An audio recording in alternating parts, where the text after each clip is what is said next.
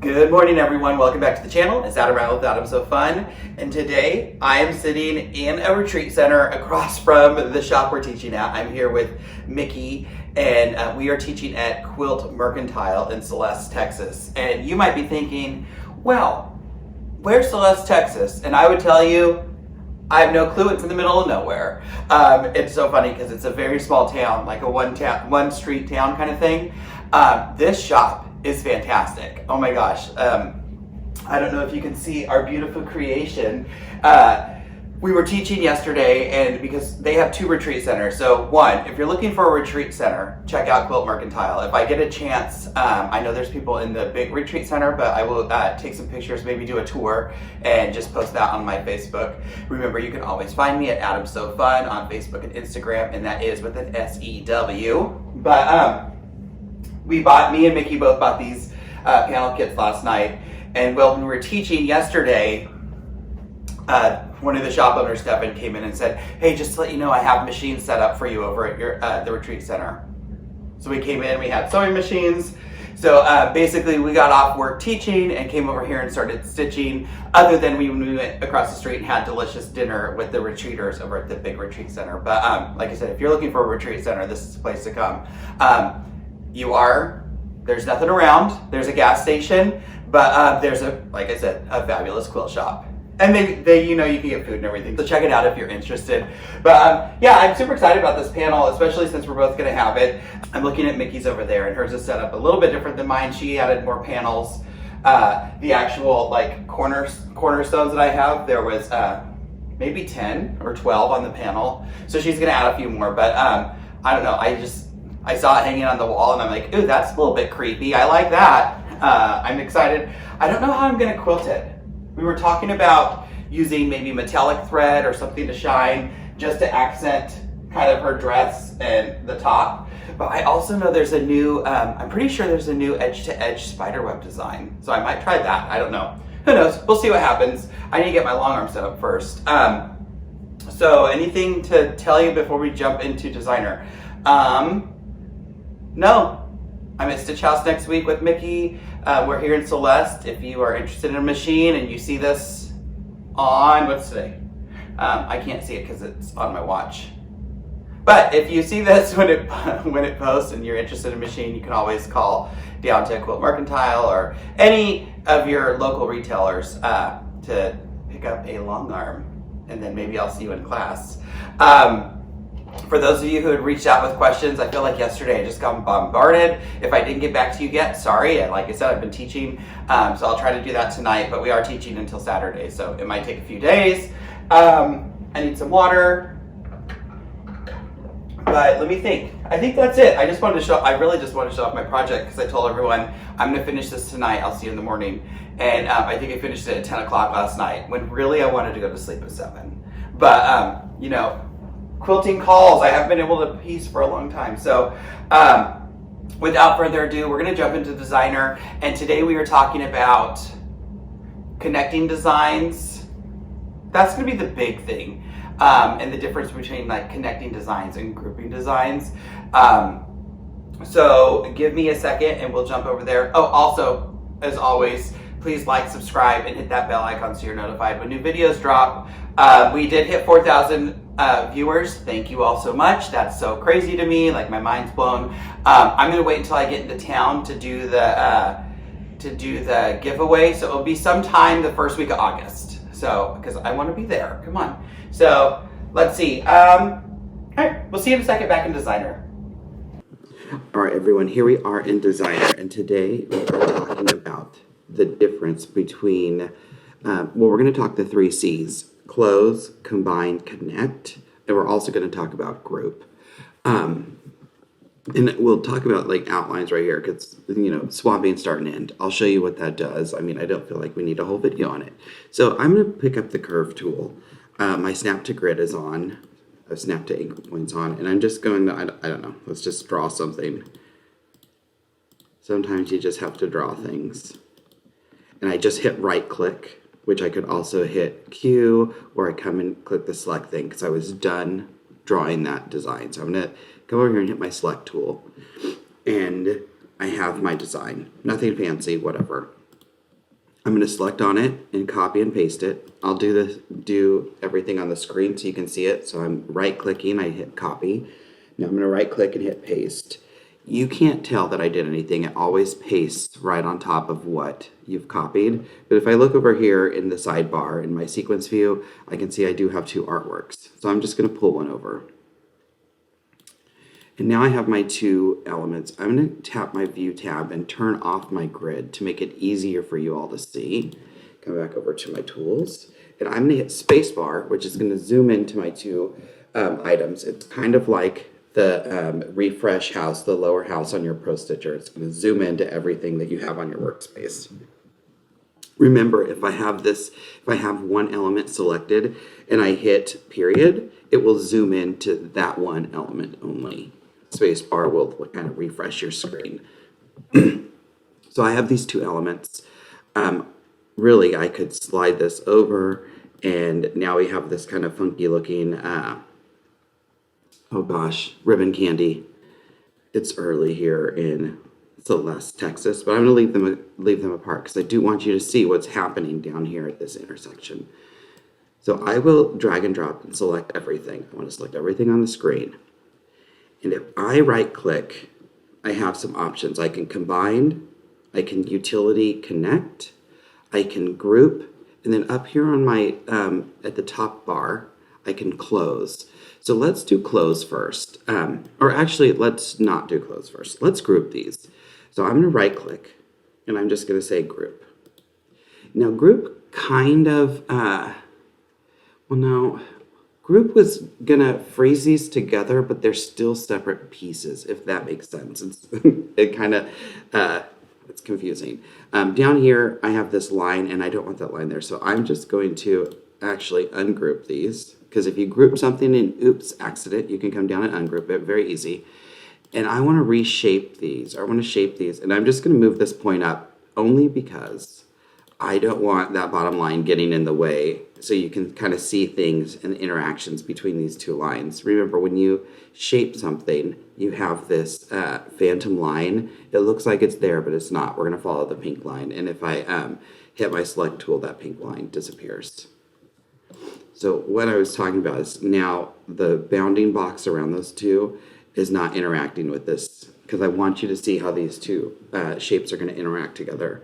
Now I'm going to right click and I will select group. I can also hit Control G. Remember, we have those hotkeys. You just can't see the hotkeys when I hit them. All right, so now these are one piece. I can drag and drop them around. If I select one, it selects the group. I can't select just one to move it away. It's grouped. They are together. If I look at my sequence view and I hit my plus, my drop down, I see I have two pieces of artwork, but I have to select them both. If I click one, it clicks both of them. Okay, it's kind of like I have baselined these together, if I can use Pro Stitcher terms. They're together. Unlike baseline, we have the ability to come in and edit each one individually, but I can't move one without moving the other. So there's this button up here that says close, and this will close a shape. So let's say I have this curve, but I want it to be closed. I want it to be one single shape.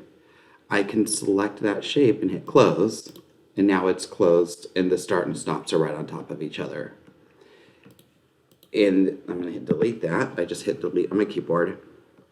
I have this, and we've grouped them, but they're still their separate elements. It's still two different pieces of artwork if we look over here. So if I hit close here, do you see how it closed each one individually and not as a group? Like, it's not going to connect those lines. It's still looking at both of these as individual icons. So be aware that grouping doesn't make one set. What it does is it groups them together, so if you move one, you have to move the group. You can still kind of edit individually, but you have to move the group. So I'm going to right click and I'm going to hit ungroup. We should still have two artworks, but now I can pick them individually. Let's select them both. We'll right click and let's combine these two. So it looks exactly the same as what we just did, you know. if I pick one, I have to pick the other. I can still come in and reshape, but see what happened? They're combined. They are one element, but they're still jumps, okay? And if I hit my sequence view over here, it only shows one artwork. So we're group with still the two pieces just grouped together. This is now, they are combined together. They're still two pieces with a jump. They're still two individual pieces, but they are combined together to make one unit, I guess. That's very hard to explain. If I hit close here, it still closes them individually because they still each have their own starts and stops. Undo that close. But like I said, if I wanted to shape this, if I wanted to change the shape and I come to the shape tool, you can see how it's different than group, because with group we had to select one at a time. With combine, it's going to combine the whole thing. So I can right click on this and I still have options. I can break this apart. So if you didn't want these grouped up, or if you not grouped, sorry. If you didn't want these combined, you could break apart. That's going to take the combine off. To take a group off, you just ungroup. So, there's options if you, oops, I didn't want that. So let's group these back together. Or no, I ungrouped them. Or I broke them apart. This is when it gets confusing because I keep using the wrong terminology, right? So what if we want this start and to stitch, like we don't want it two pieces, we want it one pieces and we want them connected. I can select everything, right click, and come down to utility and hit connect. I can also hit Control T. And do you see what happened right here? I'm gonna undo. There was nothing. And when I said connect, it added a line and connected the two pieces. Interesting enough, it swapped my start and end points as well. So that's a little bit bizarre, but we could always select it and swap them back to have the start point on the left. Connect is a little bit, remember, you're working with a computer program. It usually wants to use the closest point to the end point. So sometimes it takes a little finessing to get this connect to work exactly how you want it. I like to, if I'm going to connect something, I'm going to zoom into these two spots. And I will turn my stitches or my grid back on. So if I'm connecting something, I want to bring the end point of one and the start point of the other right on top of each other. And I feel like I get better results when I do this because I know how it's going to connect. I will also select my first design. So it's the one on the left. Hold Control and select my second design. And then this is where I would right click, Utility Connect. And you'll see that start and stop disappeared. Let's zoom out. It still changed my start and stop here, which again, I don't know why. Ideally with this design, I would have moved this whole second design over so it looked correct and didn't have this weird kind of hiccup here. But I wanted to show you what it looked like and what I was doing. But now these are one piece. I can still hit the shape tool and you can see there's no starts and stops here. I can still swap that start and stop, come in and change the shape. If I really wanted to, I can select the anchor points on the right design and just shift them all over to make it look how it's supposed to. Remember, we have full editing capability. This is when you get into trouble, because what if we do this and we change these to line points? Remember, we worked with anchor points last week? Okay, I kind of love this. Let me view, turn my grid off. To me, this is more of my modern style. Let's see what this looks like if we repeat it. See, I'm going down the rabbit hole. Yeah, I don't know if I like this so much, but we can offset every row. Let's see. I don't want that. Maybe I need to do 25%.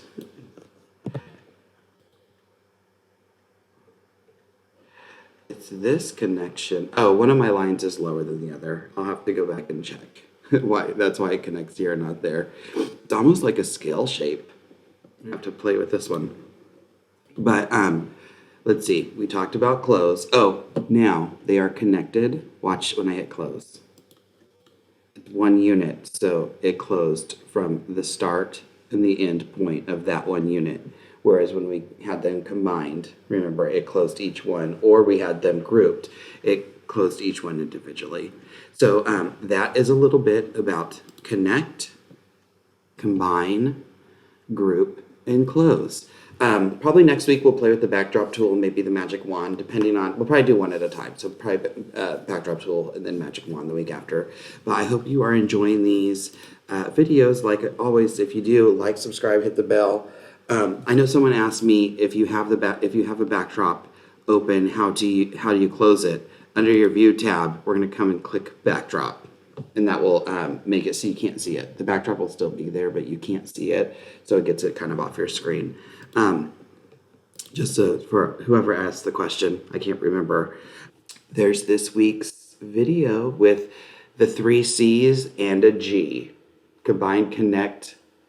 Oh gosh, what was it? Combine, connect, close, and group. Bye, everyone. I hope you enjoy. We'll see you back here in a second. All right, everyone. So thanks again for watching. That was a little bit of designer. That was a little bit of how to connect designs and, difference between a few of the functions.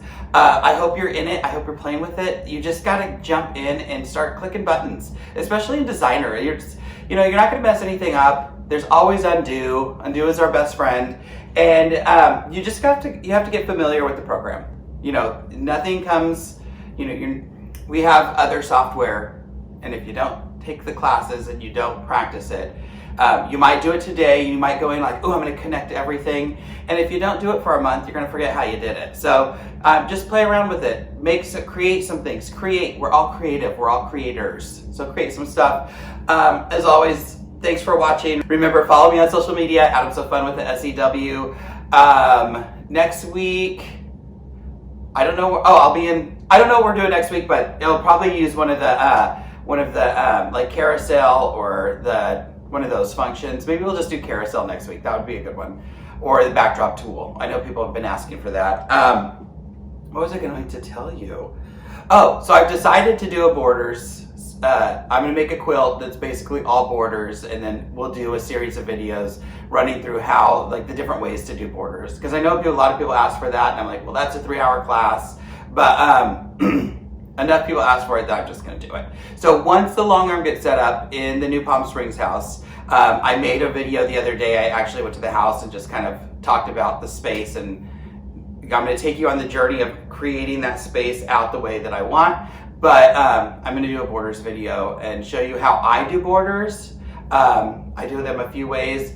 I'll show you how to chunk them, although I don't chunk borders just because to me that's a lot of brain power that I can fix by just turning the quilt. I'm a quilt turner, but I'll show you how to do them. We'll talk about, different ways, and hopefully y'all like it. And then I'll have a quilt done at the end of it. So see you all in the next video. Have a wonderful weekend. And at the end of the day, it's just quilting. We want to laugh and we want to have a good time.